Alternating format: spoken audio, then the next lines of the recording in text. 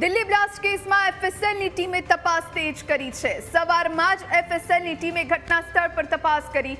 એફએસએલનો report બપોરે 12 સુધીમાં આવી શકે। દિલ્હી લાલ કિલ્લો આગામી આદેશ સુધી બંધ રહેશે।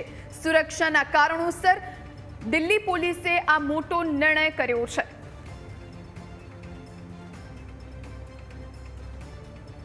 તો દિલ્હી લાલ કિલ્લો આગામી આદેશ સુધી બંધ રાખવામાં આવશે। આ મોટો નિર્ણય દિલ્હી પોલીસે ત્યાંની સુરક્ષાને ધ્યાનમાં રાખીને કર્યો છે।